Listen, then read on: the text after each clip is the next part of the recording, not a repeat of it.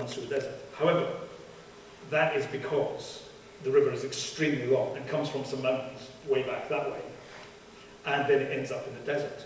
You can't just decide, I'm going to have this desert, and I'm going to decide to have a river. Even if people don't notice that there's an error there, they will feel it. It just will feel wrong, because there's no place on earth that's like that.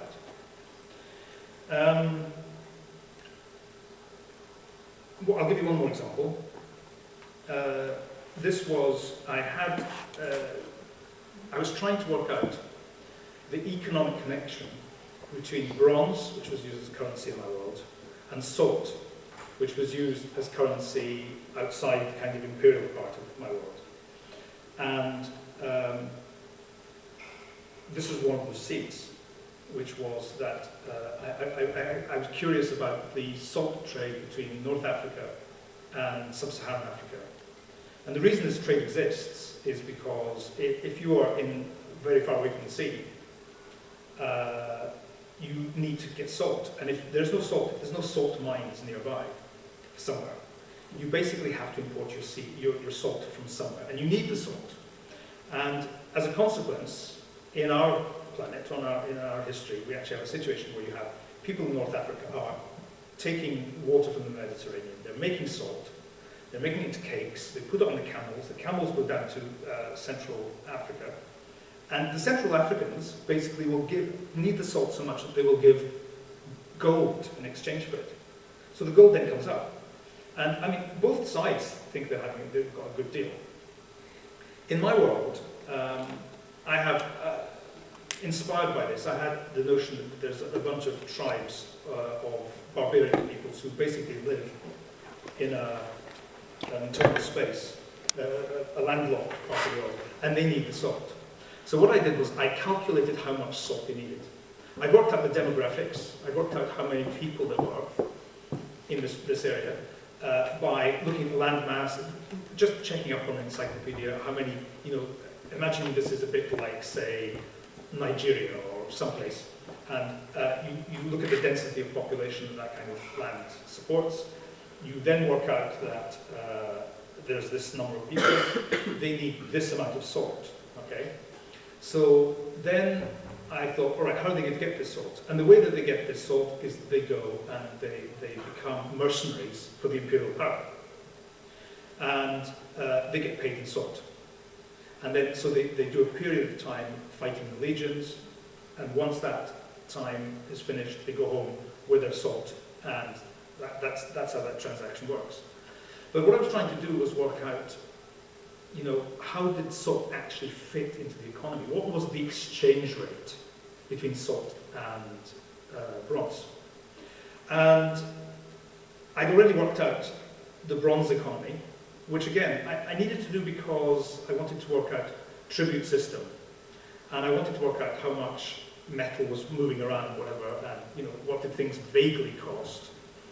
And bizarrely, I did all these calculations, worked it all out, thought how much salt the barbarians needed, worked out how much they could actually physically carry. I mean, there's no point in them, being paid, tonelada and salt, and then having to kind of, how do they get it home, And I had this incredibly sweet moment, which doesn't happen very often, where one day, after weeks of calculating the economies and whatever, I suddenly discovered that the salt and the bronze, the values that were coming up were almost exactly weight for weight.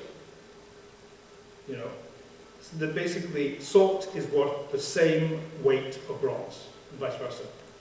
And I danced with glee and delight, because it was the thing, because it's a very simple thing to explain in a book. There is this parity between these two things. The fact that it's rational means that whenever you're describing salt, or you're describing the military service of these people, or you're describing the economy that's going on in the cities, or you're describing anything, the tribute system that's going to the center of this empire, you feel confident that it all makes sense. So, that's it. That's all I planned to talk about. So maybe we could have questions. No? Any?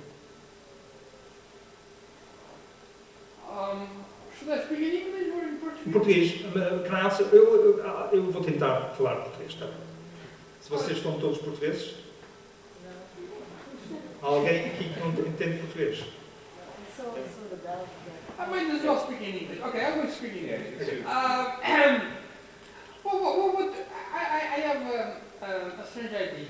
What do you think about building a world or a scenario or something like that as a piece of work by itself? Well, I kind of did.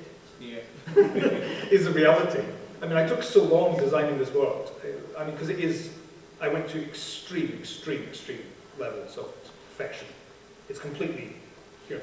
And I actually commercially ended up being very difficult because, you know, there are examples of days when I would actually I could spend a month researching something that would end up producing one sentence in the book.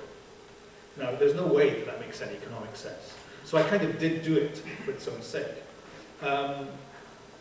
So I'm not sure what the answer to your question is, except that why not? Even if you do not pretend to write books in that scenario. Well, yes, I think it's worth doing. It's a very interesting thing to do. It's maybe a bit mad. No, okay. You know. This is about third God, so. But you did build the caldera, right? I did build a caldera. I built it out of plasticine. It was a model about this big. And the reason was because literally I was actually like using light and I was trying to see the shadows. Because one of the things in my book was I wanted to try and avoid using, you know, kilometers, meters, seconds, hours, because these things just, when you import, that's one of those things that I think to some extent damages the reality of the world you're describing. So, but I didn't also want to invent some measure of time just for the sake of it, you know, gliggles.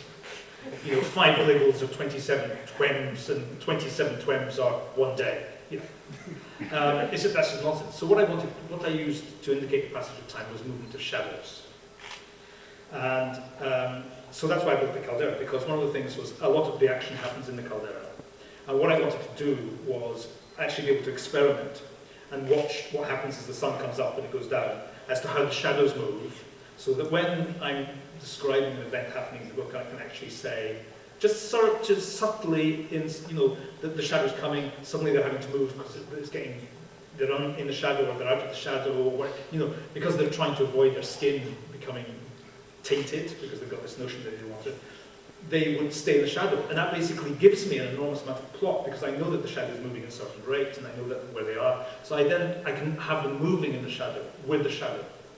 I can't remember why I started talking about these shadows, but, well, yes, no, it's your model. I did quite a few models, and one of the, it's just because maquettes is what you call them, and I wanted to understand the structures, I mean certain fundamental structures, because they were being, basically, it's rather like Star Wars. You know, you have all these people working on the design of the walkers, and the this, and the spaceships, and this one, and effectively I was doing all of that. I was building all the models, doing all the design, blah, blah, blah, you know, so of course it takes a lot of time. But the consequence of that is that what you end up with, even though you only use the model to make some descriptions in the book and then you throw the model away, the point is those descriptions have a kind of coherence which comes from the fact that you actually have major landscape or your model of whatever it was. And you've thought about how, you know, I had a particular thing, I had these two-legged animals, and they're dragging these things I call drag cradles, which are, you know, Indians used to use them. They put 2 poles at the back and they would carry people who were ill, you know, like this, with people lying in them. And I worked out how this worked. And, you know, one of the things, for example, you see people all the time, you see this in fantasy books, where people riding around on dinosaurs, okay? And they're actually riding on the dinosaurs like this. You know, there's the dinosaur, and they're riding like this, okay? Now, when dinosaurs walk, especially the two-legged ones, they run, they lift their legs like this. Their thigh comes up really high, okay? If you've got somebody on their back, every time the thing moved, the guy would be thrown off, okay? Now, that is just, that lack of attention to detail, I don't like. So I had my people, they would actually sit like this, you know, on top of the thing,